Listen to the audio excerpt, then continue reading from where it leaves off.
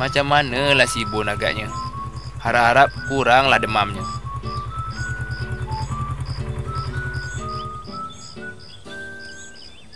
Hoi, Bun, Alan. Hari dah senja ni. Balik. Tak apalah Bun ya. Kita dah dapat 2 ekor. Esok kita tangkap lagi. Kak Ita dah panggil tu. Mesti ada hal. Jom kita balik. Mana boleh. Ikan laga baru 2 ekor. Tangkaplah lagi. Siapa pula yang dipanggil Itah tu? Ha? Bon? Dah baik ke demam dia? Senja-senja ada kat sini pula. Alamak, Alan, Abah. Aku dah kata, kalau Kak Ita panggil, mesti ada sebab punya. Bon, Alan! Apa korang buat kat situ? Balik sekarang! Sudahlah tu. Awak kan letih. Naiklah mandi dulu. Sebab letih lah saya marahkan diorang tu. Ni, macam mana sangkar burung boleh tergolek kat sini? Ini kalau bukan kerja si Bon dengan Alan, siapa lagi? Awak tengoklah. Astaghfirullahalazim. Ada-ada saja budak-budak ni. Beratlah kau, Alan. Berat dosa ke? Berat pahala lah. Banyak cakap pula dia. Tarik je lah. Macam nak jatuh je si Alan tu. Tengok tu. Dari tadi saya panggil dia, buat tak reti aja. Alan, kepala aku pening lah. Bun, sikit lagi lah. Kaki aku terlekat kat selut ni.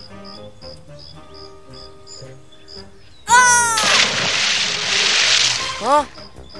Alamak, Alan. Sorry lah. Aku tak sengaja. Kepala aku tiba-tiba pening pula. Sudahlah abahnya. Saya pun tak perasan sangka burung tu tergolek. Bukan pasal sangka aja. Mana datangnya burung-burung ni? Sini kau, Bon. Tadi kata demam. Keluar senyum-senyum main kat parit, tak demam pula. Ni, mana datang anak-anak burung ni? Aduh, bah. Saya... Tu, bangkai burung tu.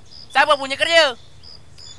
Ini burung yang saya lestik semalam. Alan yang bawa balik. Abahnya. Baru saya ingat. Wak cakap, masa Alan pengsan kat hutan tu, burung-burungnya ada sama. Yang awak pun satu. Sekarang baru nak bagi tahu. Betul lah Bu ni. Bukan dia nak tolong aku. Dia tinggalnya aku sorang-sorang. Silap hari bulan, kena rotan dengan Abah. Alah, mana pula perginya selipar aku yang sebelah lagi ni? Nyamannya tidur kat sini.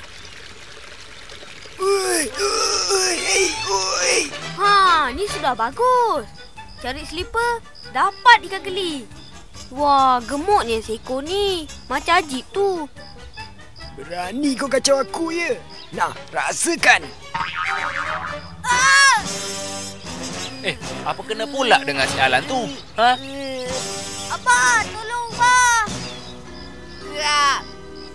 Nasib baik telinga aku tak putus. Kenapa ni, Alan? Abah, tolong Abah. Alan kena sengat ikan keli tu. Abahnya, cepat bawa naik budak tu. Yelah, saya tengah angkat lah ni. Biar je Bun tolong. Tak apa, Bon. Mak ada. Sekarang kau pergi tanam bangkai burung tu sebelum bau dia busuk.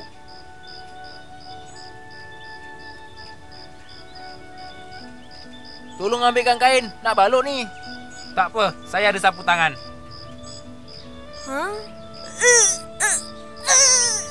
Cepat masuk. Dah senja ni. Cukuplah tanam sikit-sikit aja. Macam mana kau tangkap ikan, Alan? Sampai kena sengat. Wak kan dulu dah nasihat. Jangan main di parit pada waktu-waktu ni. Kau aku patahkan tangan ni, baru tahu. Patah kan, Wak? Biar padan muka dia. Tak pun, biar saya patahkan. Apa ni? Kan Alan tengah sakit. Budak kecil, aku yang menyebok. Aman, kenapa buat adik macam tu, ha? Mak, Abah, baik aku cabut. Sudahlah Tu Adul. Mari sini. Aman tu jahat lah. Sakit kepala Adul. Nah, ni minyak angin yang awak minta tadi. Terima kasih. Waduh, cuba diam sikit, Alan. Nanti Wak sengat kau pula. boleh ke Wak sengok orang? Semua Wak boleh. Aduh Wak, sakit. Pelan sikit. Itulah akibatnya orang degil. Balik sekolah tak tahu langsung nak tukar baju. Terus ke parit. Lepas makan nanti, abang nak jumpa kau dengan Bun. Betul bah. Kalau main badminton, kan ada faedahnya. Apa tengok ni Alan? Kau tak main tengok aku ke? Ajib, baju kau berpeluh-peluh. Kenapa tak salin lagi? Sudah, pergi mandi. Ya bah. Ajib pergi ni.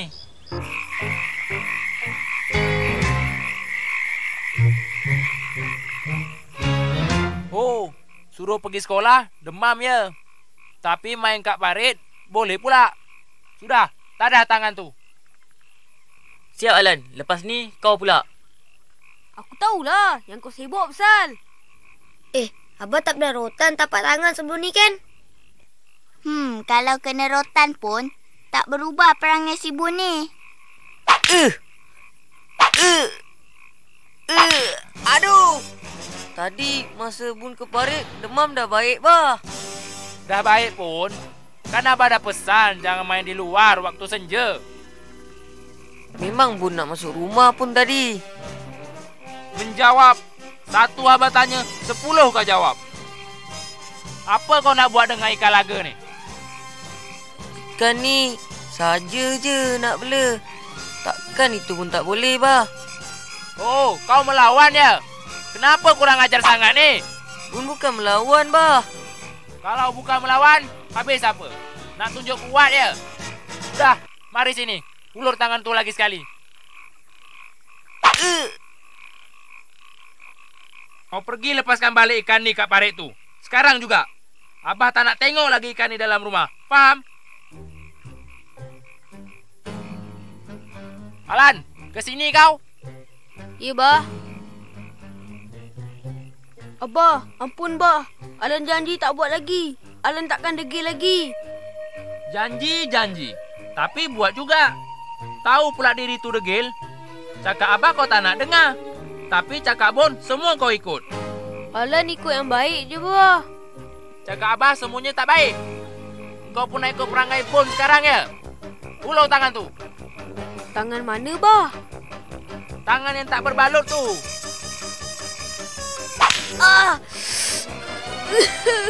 Baru rotan macam tu dah menangis. Kalau meramu sampai senja pun tak sedar. Adul nak ke mana tu?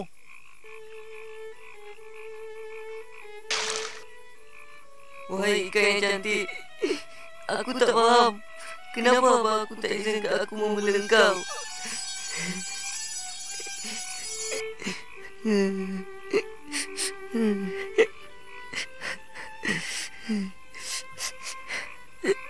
Sudahlah tu Bun. Cukuplah menangis tu. Mari masuk. Kalau awak mengerti perasaan saya. Wak faham perasaan kau. Lain kali ingat-ingat sikit. Jangan menyesal kemudian hari. Bun bukan menyesal, Wak. Cuma... Habis apa Bun? Kau marahkan abah kau? Tak baik macam tu kau. Wak ni, tak faham sudahlah. Saya sedih. Saya nak beli ikan laga. Tapi terpaksa lepaskan. Macam mana saya nak lagakan dengan yang seekor lagi tu? Astagfirullah. Itu rupanya. Kita ingatkan sedih pasal apa tadi? Waduh. Bun, cuba kau ubah perangai kau tu. Umur kau dah 12 tahun kok. Cubalah jaga perasaan orang tua kau pula. Lagipun, tak baik kau menyiksa binatang tu lagi. Sedikit sebanyak, kata-kata nasihat Wak Sekawi malam tu memberi kesedaran kepada Miss Bun. Betul tu. Sekarang, terpulanglah kepada Miss Bun untuk membaiki diri dan perangainya. Seperti kata Wak, dia perlu mengambil hati ibu bapanya. Bagaimana? Terpulanglah kepada dirinya untuk melakukannya. Itu pun bila dia rasa dia dah bersedia. Sebagai kanak-kanak biasa, Miss Bun sentiasa berubah-ubah mengikut keadaan dan masa. Apa yang dia perlukan ialah teguran dan ingatan daripada orang yang lebih dewasa. Apa yang awak menungkan tu abahnya? Saya sedang memikirkan perangai anak-anak kita tu. Kenapa abahnya? Menyesal ke? Apa awak cakap ni? Hidup tak boleh selalu menyesal. Kerana nanti kita akan sering gagal. Saya cuma mahu anak kita menjadi orang yang berguna di masa depan nanti. Saya setuju. Betul apa yang awak cakap tu. Bun, kenapa jauh sangat menung tu? Aku tengah berfikirlah, Alan. Kau ingat Abah pernah menyesal beli rotan kita? Tadi Wak ada bagi nasihat kat aku. Bila aku fikir balik, betul juga kata Wak tu. Wah, ini satu pembaharuan. Buat pertama kali kau terima cakap orang lain. Kenapa? Kau dah sedar ke? Ke situ pula dia. Tapi apa lagi? Ini, tangan aku ni. Kenapa dia rotan tanpa sebab? Aku tetap tak puas hati tangan aku dia rotan. Apa ni, Bun? Kau melalut malam-malam ni. Apa pasal? Melalut kau kata? Kau nak tahu satu benda tak? Tapi kau mesti janji dulu. Ini rahsia. Macam serius je ni. Baiklah, aku janji. Dah, jom ikut aku.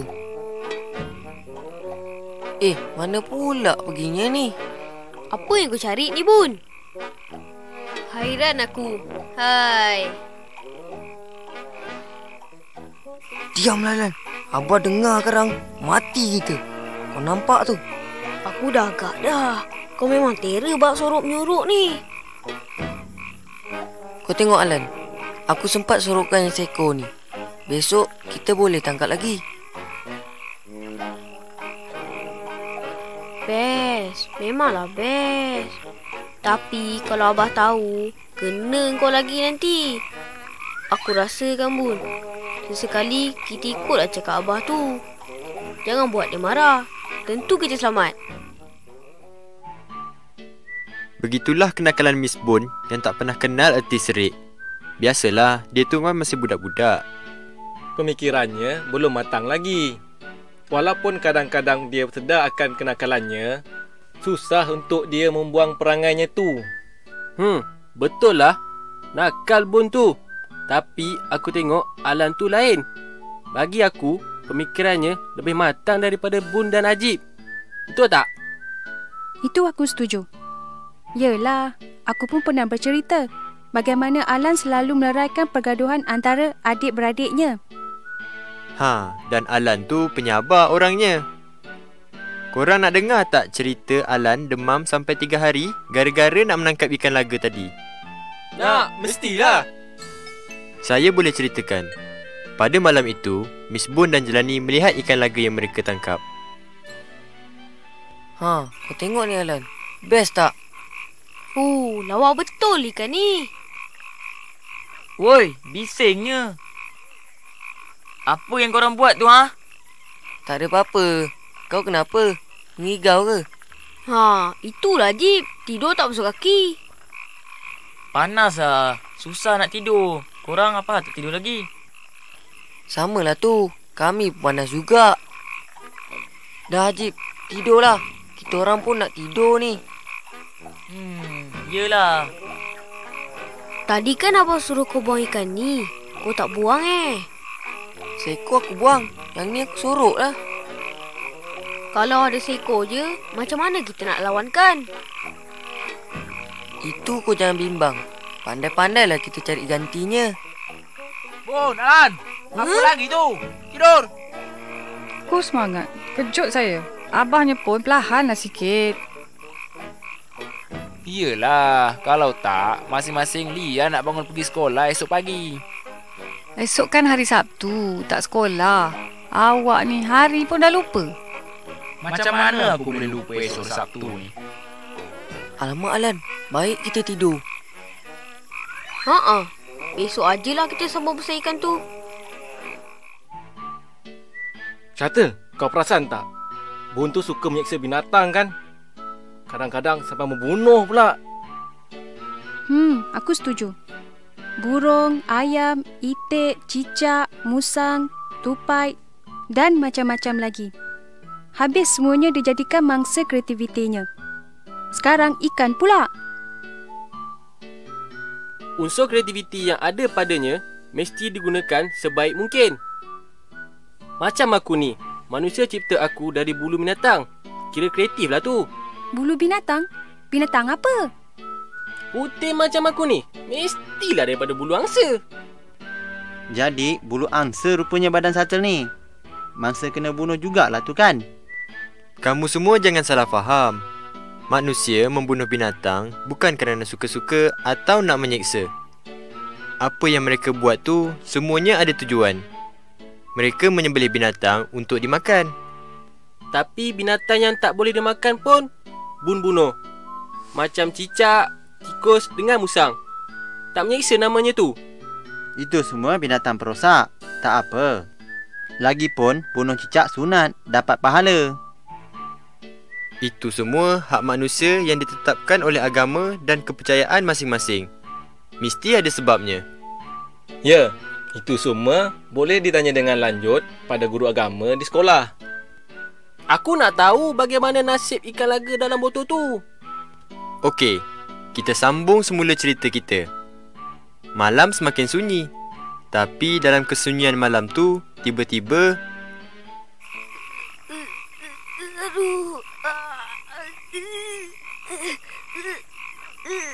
Bun, kau impit tangan aku. Patutlah sakit. Kau ni menyebuk lah. Pergilah jauh sikit.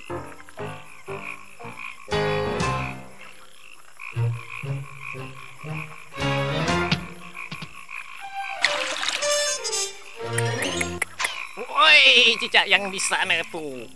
Berani kau mengganggu isteri aku ya? Maafkan aku. Aku tak tahu kamu berdua dah berkahwin. Bohong, dia tak pernah memperistrikan aku. Siapa nakkan dia?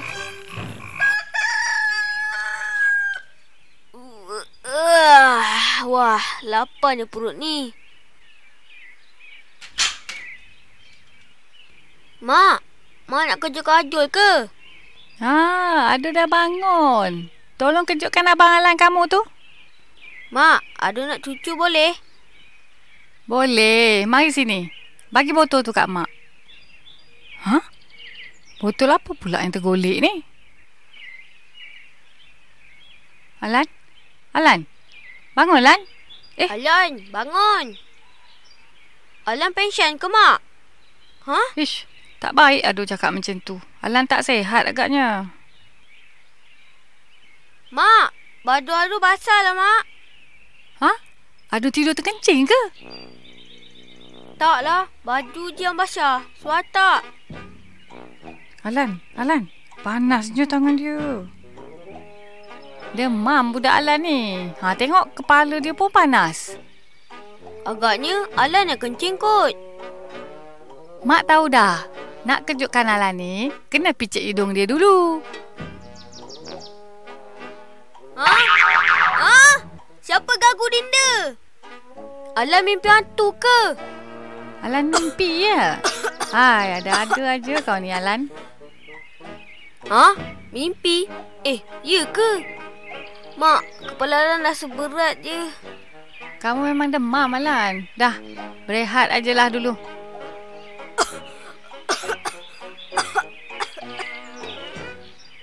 Nanti Mak ambilkan ubat, ya? Adul boleh temankan Alan kat sini. Ikut suka kau lah, Adul. Botol kosong. Kenapa, Alan? Mak, baru Alan ingat. Ingat apa, Alan?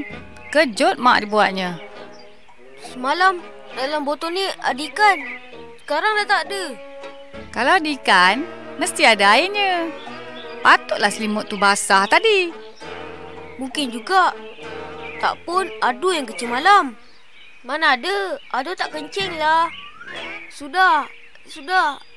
Mana pergi ikan tu? Aduh, sakitnya. Mak, sakit. Alan, kenapa? Mak. Pagi tu, Jelani diserang demam panas. Mungkin akibat disengat ikan keli tempoh hari. Pada masa tu, Rukinah menjadi bingung. Apa yang dibuatnya serba tak kena. Haji Sidik pagi-pagi lagi dah pergi kerja. Begitu juga dengan Wak Sekawi. Wak Sakawi memang pakar dalam bidang perubatan tradisional. Dia asalnya hanya bekerja dengan Haji Abdullah Kamar, bapa kepada Haji Sidik. Tahulah, tapi apa yang terjadi pada Alan? Kalau nak tahu apa yang terjadi pada Alan, ikutilah sambungannya di minggu hadapan. Bye.